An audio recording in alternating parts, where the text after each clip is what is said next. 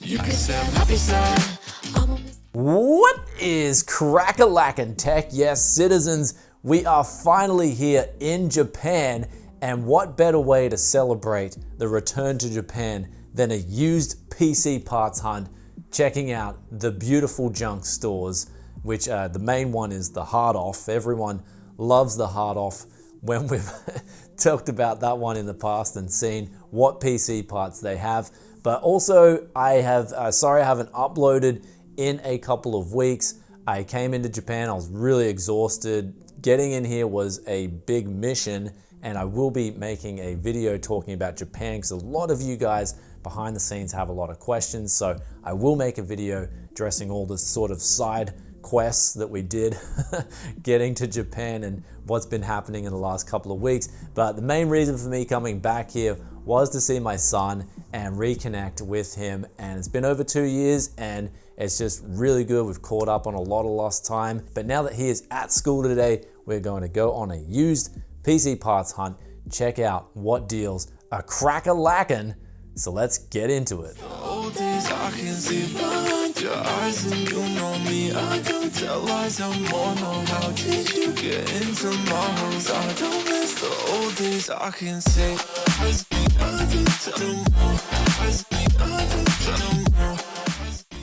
Never pay full price for Windows 10 or 11 again. With today's video sponsor, SCD Keys, you can get activated for as little as $15 using that coupon BFTYC. Links in the description below. So coming out of this first Hard Off, I didn't actually get anything in there. More so I just took a look around, since this one actually isn't too far from where I'm staying. It's only about 10 minutes. So if I want to come back and get stuff here, I can pretty much come back here anytime. But what I did was I just got a base line of the prices that they have, and I'm going to compare them to some of the other stores that we go to here today so I know which is a better deal. One deal that I did see that I was thinking about picking up, I'll have to actually come back with a screwdriver or something and open the case up, because it was like this NEC PC at 5800 and it had a Seller on D sticker on it, but the power supply looked like it had been changed around, and they said it had a GTX 680 in it. And I mean, that could be a good deal for $100, or I think the yen is a lot cheaper than the US dollar. So USD wise, it'd be closer to maybe $85 or something like that. So having a GTX 680 in there and possibly even a better motherboard, a better system could be an absolute win. But of course, we're going to go check out what other used bargains there are at the next place, which is called wonderrex. And so pretty much there's two junk store chains that you can go to in Japan, and that's Hard Off and also wonderrex. They're my two favorite, especially if you're in the prefecture that I'm in, which is called Chibaken.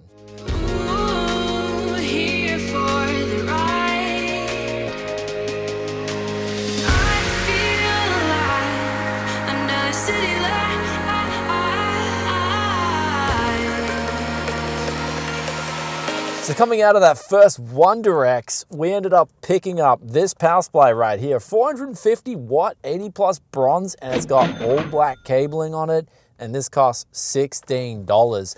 Other than that, the monitors were a little bit pricey in my opinion. The laptops, there was nothing really there. I did see a in-win case, but the foot was broken and it was a bit of an older model. So if I'm buying a case directly just for the case itself, I definitely want it to have a clear side panel. Even if it's missing a foot, I can usually fix that up pretty easily. But the best deal in there, which I definitely wanted to buy, if I was in Australia, I would have bought it in a heartbeat, was this Z5500 Logitech surround sound system. And they said it works perfectly fine. And that was only, I think, USD, I'll put the USD pricing up for you guys, around like $58 or something like that. Just ridiculously cheap for a system of that kind of grade. But the problem is that if I got that system and put it in an apartment in Japan, it would probably shake the whole building and I'd have complaints on my hands. So there's that element to think of. But in terms of building a budget used gaming PC, we have the first part here today. But now we're going to keep on moving to these other junk stores and see if we can get some more components.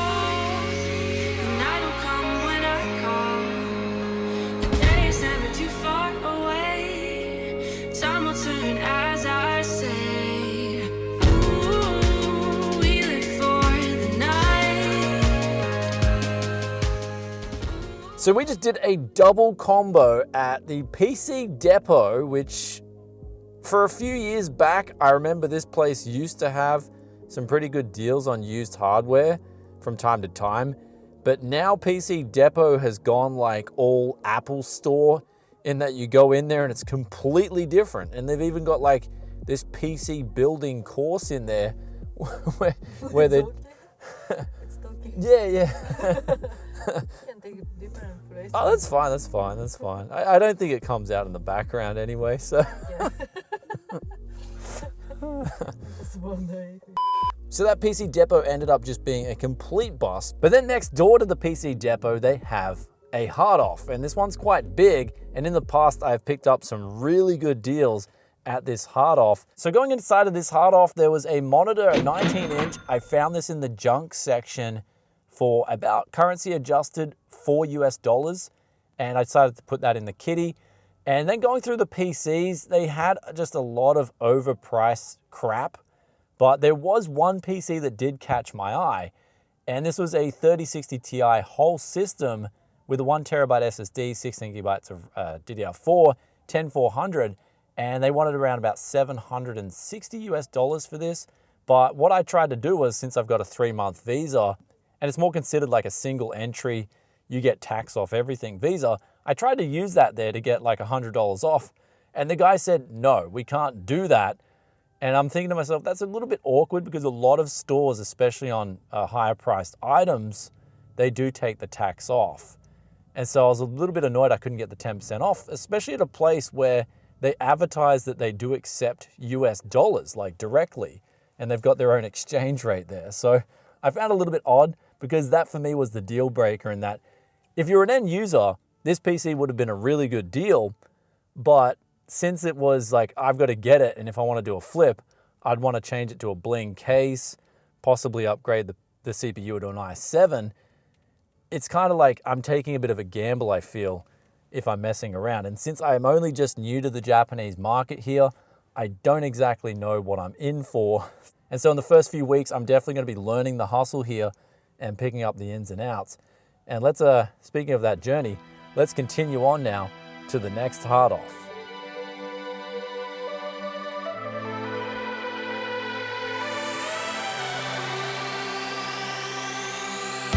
Something's burning on my heart tonight, and it's all because of you. Something's changing in the... So we just rocked up to the next hard off, and this place is called Ajiki. And going inside, just like the other places, they have a lot of just really off pricing on a lot of stuff. A lot of the other pricing is actually kind of close to new as well. So my thinking is, why buy used if you can buy new for pretty much the same price? It just makes no sense on a lot of these parts. But anyway, going through the inside of this place, I looked high and low as I'm doing through all these junk stores, and I did come through a B75 with 8GB of RAM, a CPU cooler, a Cooler Master cooler, and they didn't detail the CPU. And they wanted roughly $30 for it, and they said it boots to the BIOS. But then they said, when I was going to buy it, they said, look, the PCIe port doesn't work. And I'm thinking to myself, actually, I think the PCIe, because I've tested a lot of these 3rd-gen boards before, I do think the PCIe port works. I just think they used a newer graphics card on it, and they just didn't update the BIOS. So I decided to pick that up since it looked like it was in pretty good condition, and that's sort of like the only deal they had. They had a lot of other stuff that was just, the pricing was really off. I mean, like $700 for a GTX 1070 system, an i7 6700K. So they're pretty much asking what Facebook Marketplace sellers, at least where I am locally, would ask for their PCs, except there's no bling on their PCs either. So, you know, you've got to put the bling on top, and then maybe hard off might be doing a bit better. So, I mean, there's probably a thought for hard off. They can just add a bit of RGB to the store and to all their items, and they'd probably be sold out. But honestly, guys, at this pace, I've hit up 5 places, and I've got a motherboard combo, a power supply, and I mean, I got a monitor, but I don't really have a whole lot of parts to build a whole PC. I've seen some cases, but none of them have clear side panels, at least for a decent price and in good condition. And so I'm left sort of like, whoa, okay, I need to hit another avenue, because I think things have changed since I've been here, and that I think that, especially before the coronavirus hit, places like Hard Off were doing really well, but then that hit, and I think a lot of people, from what I'm told, I've asked around here, a lot of people are now selling their stuff on Merukari. So I've got to jump on that app when I get back and see what's crack-a-lackin'. Something's burning on my heart tonight, and it's all because of you. A sense of motion in the atmosphere, and it's all because So my boy finished school and he came home, and we're going to a place called Kantidan now. And it's on this sort of like big road, but on the way going there, I found this secondhand store, and they're just like, they call it a recycle yard. And there's say hello. Hello. There he is, there's number 1. And we found this right here, this is number 2. And this is a deal for a tempered glass. Looks like it's got 4 RGB fans in it, a View 31. They're asking about 3,980 yen or something. And I thought, well, it looks like it's pretty much brand new, and I do need some bling, so I decided I'd get this. And they didn't really have any other PC parts there, but again, always getting a real good bling tempered glass side panel case for as cheap as possible is a win. So let's get to the next location. And also left my shades back in Australia, so I just picked these up for $5. So let us know in the comments section below if you're digging the new Tech Yes shades.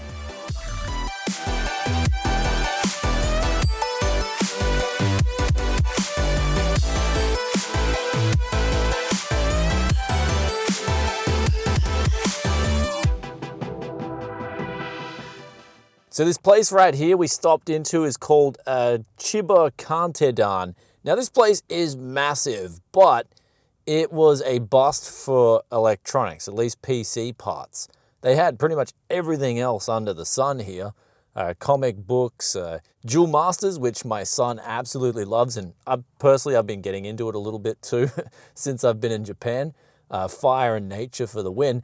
But yeah, PC parts, complete bust. So there's a hard off about 2 kilometers from here. So I'm just going to quickly duck in there and see if they've got anything. Hopefully we got something. I still need a graphics card and an SSD to complete a used PC, but it's just looking like a lot of these places, there's definitely been a shift in the meta since I've been here, and I've got to learn the whole Japanese PC hustle market and how it's shifted. something's burning on my heart tonight,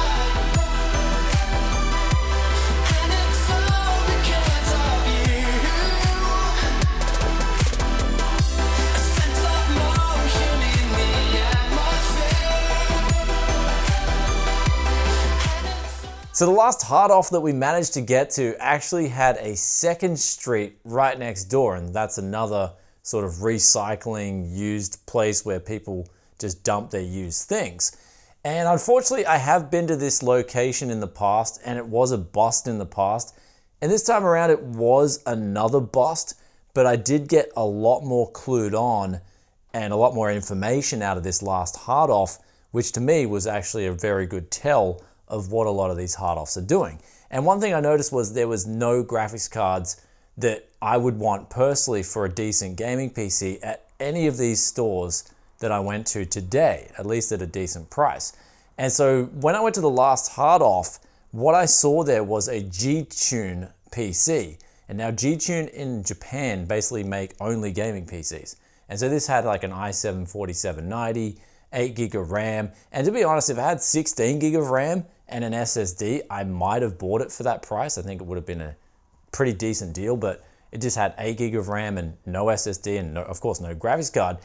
But this company that makes these PCs originally, they always include a gaming graphics card in them. And then the PC next to that was another manufacturer that made gaming PCs, and there was no graphics card in that again. And then they sort of made a footnote there, HD graphics. And it's like, well, yeah, you know, that's the worst kind of graphics you can get on PC. So go for it and advertise that. But I just thought that, okay, these hard offs in these junk stores in Japan are sort of clued on now to the PC parts, and they want to start extracting the most value that they can out of it. And of course, I've got nothing against that, just I'm really going to be shying away from going to these places where what we saw here today, I lost count of how many places I went to, and I picked up a power supply, a motherboard, which I just got home before, and I pulled it apart, pulled the cooler off, and as you guessed it, there's a Pentium underneath.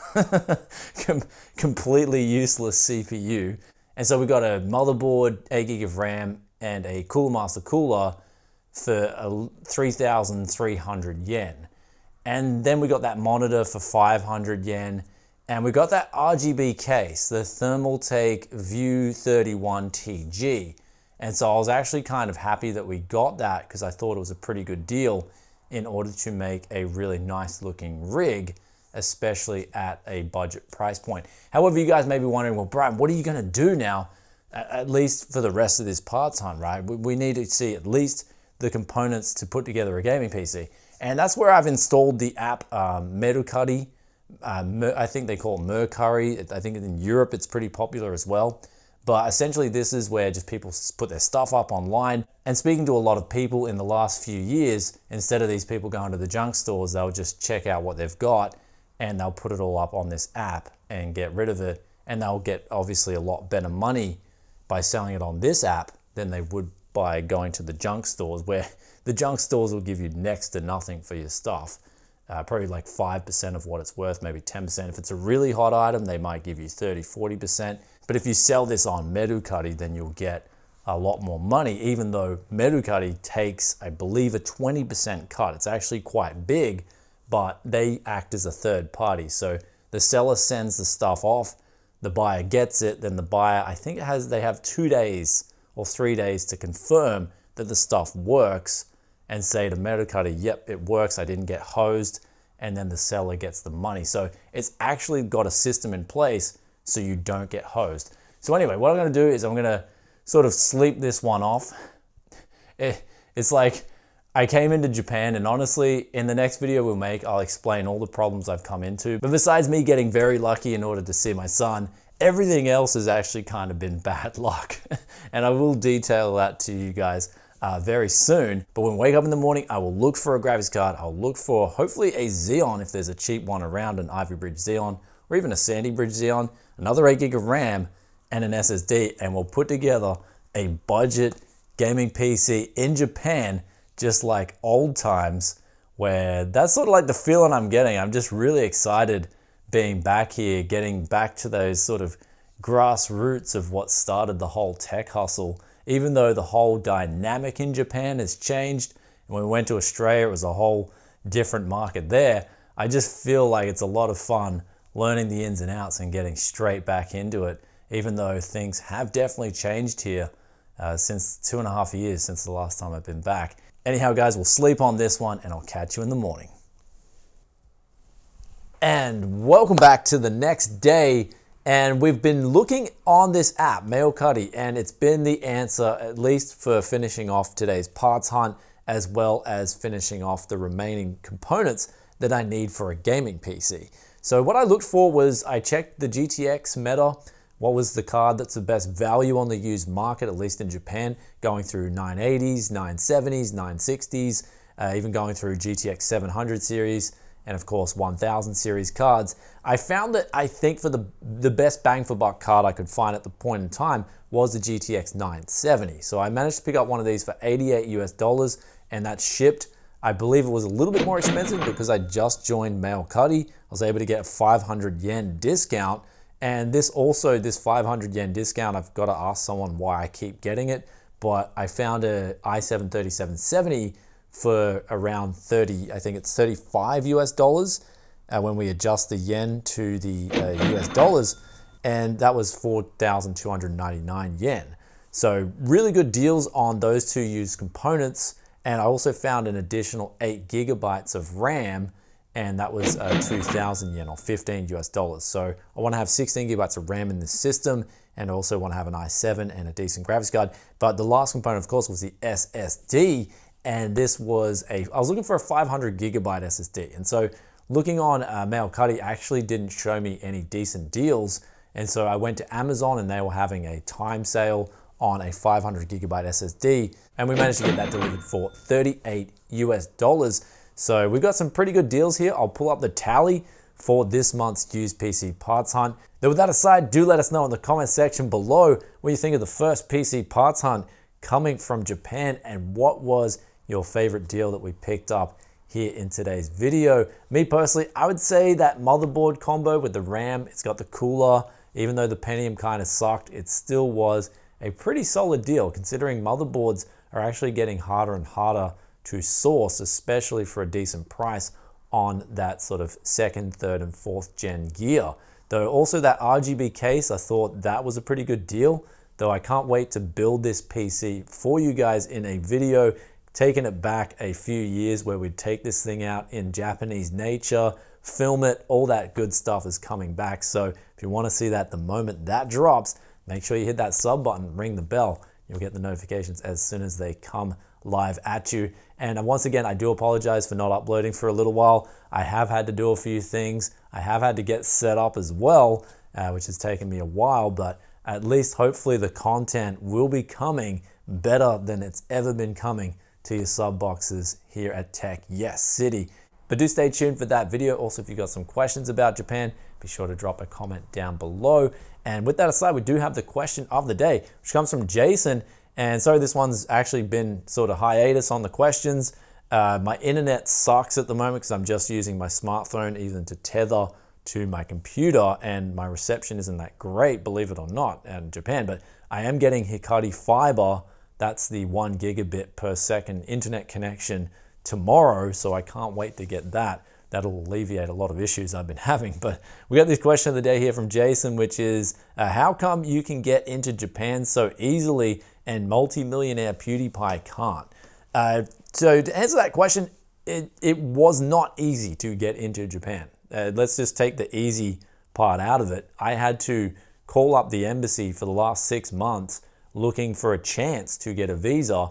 And then finally in December, they had a window there, but it only lasted, I believe, like a couple of weeks. And even by the time you got your application started processing, they closed it off. And that was in December last year. And then this year, from March, they allowed the family reunion visa to start up again, as well as student and business visas. And so what happened was I just immediately took that. I had the documents ready actually from preparing before, because I asked them, look, what do I need to get ready? And so literally like day 1 of March, I just applied for that visa. It did take a long time to go through, and then I got approved at the end of March. And I was like, look, okay, everything's good. I did have to get all this other stuff sorted as well, because Australia had like this restriction on traveling overseas, like even just leaving the country. So I had to sort all that stuff out, and it was an absolute nightmare. So it wasn't easy at all. So much paperwork, so much documentation, and then even getting here was even more, like once I landed, there was even more of a hassle, which we'll talk about a little bit more in depth in this next video, so stay tuned for that. But also in terms of PewDiePie getting over here, he definitely has the funds necessary to come to Japan, and so I'd say for him it'd be quite doable to get a business visa, get sponsored, especially by a tech company. If PewDiePie does need some help sorting that out, I'd be more than happy to help him and get him into Japan, because that'd be actually really cool to see some content coming out of PewDiePie being in Japan. That would be absolutely awesome. So if he does need some help, just if one of you guys are able to contact him, I would have no idea how to get in contact with him, but the offer's out there. But anyway guys, with that aside, I'll catch you in the next video very soon. Peace out for now from Japan. Bye.